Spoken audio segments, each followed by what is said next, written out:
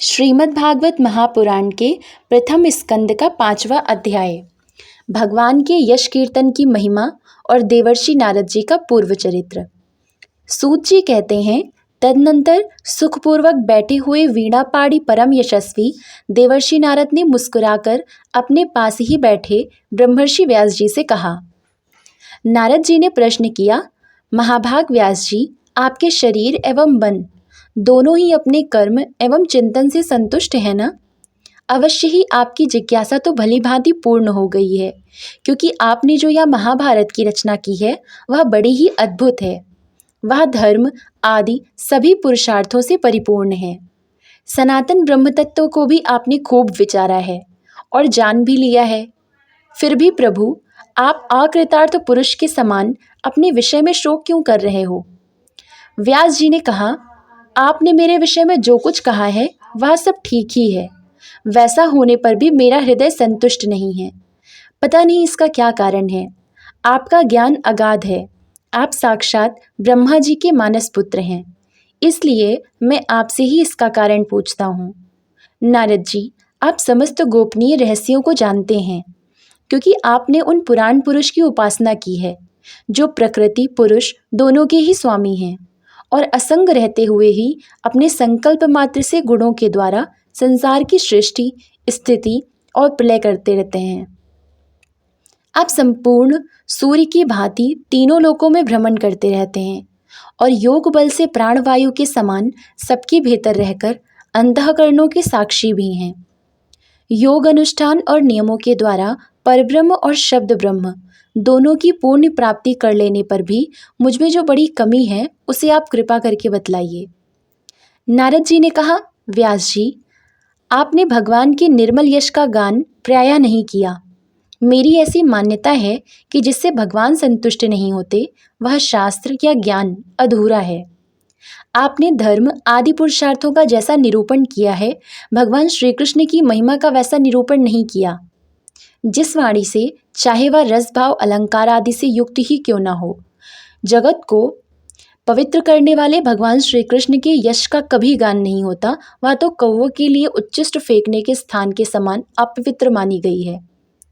मानसरोवर के कमनीय कमल वन में विहरने वाले हंसों की भांति ब्रह्मधाम में विहार करने वाले भगवत चरणारविंद आश्रित परमहंस भक्त कभी उसमें रमण नहीं करते।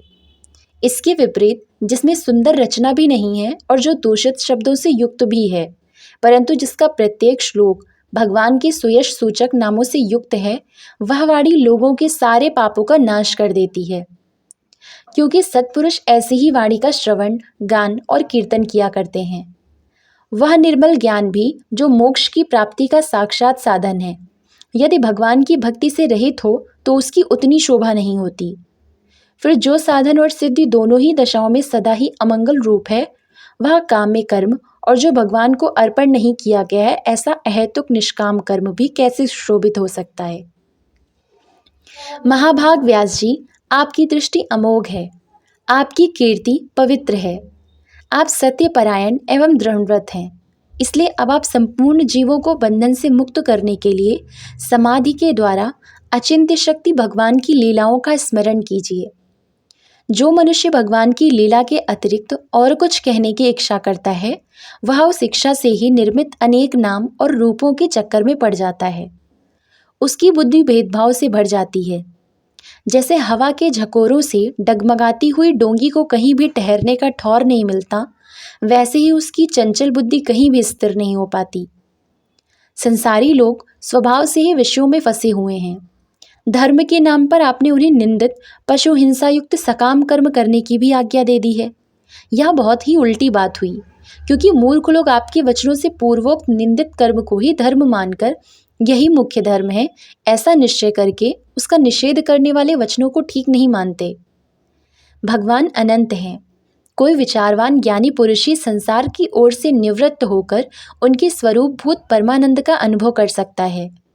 अतः जो लोग परमार्थ का बुद्धि से रहित गुणों के द्वारा नचाए जा रहे हैं, उनके कल्याण के लिए ही आप भगवान की लीलाओं का सर्वसाधारण के हित की दृष्टि से वर्णन कीजिए। जो मनुष्य अपने धर्म का परित्याग करके भगवान के चरण कमलों का भजन सेवन करता है, भजन परिपक्व हो जाने पर तो बात ही क्या है, यदि इससे पूर्व ही उसका भजन छूट जाए तो क्या कहीं भी उसका कोई अमंगल हो सकता है। परंतु जो भगवान का भजन नहीं करते और केवल स्वधर्म का पालन करते हैं, उन्हें कौन सा लाभ मिलता है। बुद्धिमान मनुष्य को चाहिए कि वह उसी वस्तु की प्राप्ति के लिए प्रयत्न करे जो तिनके से लेकर ब्रह्मा पर्यंत समस्त ऊंची नीची योनियों में कर्मों के फलस्वरूप आने जाने पर भी स्वयं प्राप्त नहीं होती। संसार के विषय सुख तो जैसे बिना चेष्टा के दुख मिलते हैं, वैसे ही कर्म के फल रूप में अचिंत्य गति समय के फेर से सबको सर्वत्र स्वभाव से ही मिल जाते हैं। व्यास जी, जो भगवान श्री कृष्ण के चरणारविंद का सेवक है, वह भजन न करने वाले कर्मी मनुष्यों के समान दैवात कभी बुरा भाव हो जाने पर भी जन्म मृत्यु में संसार में नहीं आता। वह भगवान के चरण कमलों के आलिंगन का स्मरण करके फिर उसे छोड़ना नहीं चाहता। उसे रस का चस्का जो लग चुका है, जिनसे जगत की उत्पत्ति, स्थिति और प्रलय होते हैं, वे भगवान ही इस विश्व के रूप में भी हैं। ऐसा होने पर भी वे इससे विलक्षण हैं। इस बात को आप स्वयं जानते हैं, तथापि मैंने आपको संकेत मात्र कर दिया है। व्यास जी, आपकी दृष्टि अमोघ है। आप इस बात को जानिए कि आप पुरुषोत्तम भगवान के कलावतार हैं। आपने अजन्मा होकर भी जगत के कल्याण के लिए जन्म ग्रहण किया है, इसलिए आप विशेष रूप से भगवान की लीलाओं का कीर्तन कीजिए। विद्वानों ने इस बात का निरूपण किया है कि मनुष्य की तपस्या, वेद अध्ययन, यज्ञ अनुष्ठान, स्वाध्याय, ज्ञान और दान का एकमात्र प्रयोजन यही है कि पुण्य कीर्ति श्री कृष्ण के गुणों और लीलाओं का वर्णन किया जाए। मुने, पिछले कल्प में अपने पूर्व जीवन में मैं वेदवादी ब्राह्मणों की एक दासी का लड़का था। वे योगी वर्षा ऋतु में एक स्थान पर चातुर्मास कर रहे थे। बचपन में ही मैं उनकी सेवा में नियुक्त कर दिया गया था। मैं यद्यपि बालक था, फिर भी किसी प्रकार की चंचलता नहीं करता था। जितेंद्रिय था, खेल कूद से दूर रहता था और आज्ञा अनुसार उनकी सेवा करता था। मैं बोलता भी बहुत कम था। मेरे इस शील स्वभाव को देखकर समदर्शी मुनियों ने मुझे सेवक पर अत्यंत अनुग्रह किया। उनकी अनुमति प्राप्त करके बर्तनों में लगा हुआ जूठन मैं एक बार खा लिया करता था। इससे मेरे सारे पाप धुल गए। इस प्रकार उनकी सेवा करते करते मेरा हृदय शुद्ध हो गया और वे लोग जैसा भजन पूजन करते थे, उसी में मेरी भी रुचि हो गई। प्यारे व्यास जी, उस सत्संग में उन लीला गान परायण महात्माओं के अनुग्रह से मैं प्रतिदिन श्री कृष्ण की मनोहर कथाएं सुना करता। श्रद्धापूर्वक एक एक पद श्रवण करते करते प्रिय कीर्ति भगवान में मेरी रुचि हो गई। महामुनि, जब भगवान में मेरी रुचि हो गई, तब उन मनोहर कीर्ति प्रभु में मेरी बुद्धि भी निश्चल हो गई। उस बुद्धि से मैं संपूर्ण सत और असत रूप जगत को अपने परब्रह्म स्वरूप आत्मा में माया से कल्पित देखने लगा। इस प्रकार शरद और वर्षा, इन दो ऋतुओं में तीनों समय उन महात्मा मुनियों ने श्रीहरि के निर्मल यश का संकीर्तन किया और मैं प्रेम से प्रत्येक बात सुनता रहा। अब चित्त के रजोगुण और तमोगुण को नाश करने वाली भक्ति का मेरे हृदय में प्रादुर्भाव हो गया। मैं उनका बड़ा ही अनुरागी था, विनयी था। उन लोगों की सेवा से मेरे पाप नष्ट हो चुके थे। मेरे हृदय में श्रद्धा थी, इंद्रियों में संयम था एवं शरीर, वाणी और वन से मैं उनका आज्ञाकारी था। उन दीनवत्सल महात्माओं ने जाते समय कृपा करके मुझे उस गुह्यतम ज्ञान का उपदेश किया, जिसका उपदेश स्वयं भगवान ने अपने श्रीमुख से किया है। उस उपदेश से ही जगत के निर्माता भगवान श्री कृष्ण की माया के प्रभाव को मैं जान सका, जिसके जान लेने पर उनके परम पद की प्राप्ति हो जाती है। सत्य संकल्प व्यास जी, पुरुषोत्तम भगवान श्री कृष्ण के प्रति समस्त कर्मों को समर्पित कर देना ही संसार के तीनों तापों की एकमात्र औषधि है। यह बात मैंने आपको बतला दी। प्राणियों को जिस पदार्थ के सेवन से जो राग हो जाता है, वही पदार्थ चिकित्सा विधि के अनुसार प्रयोग करने पर क्या उस रोग को दूर नहीं करता। इसी प्रकार यद्यपि सभी कर्म मनुष्यों को जन्म मृत्यु रूप संसार के चक्र में डालने वाले हैं, फिर भी जब वे भगवान को समर्पित कर दिए जाते हैं, तब उनका कर्मपना ही नष्ट हो जाता है। इस लोक में जो शास्त्र विहित कर्म भगवान की प्रसन्नता के लिए किए जाते हैं, उन्हीं से पराभक्ति युक्त ज्ञान की प्राप्ति होती है।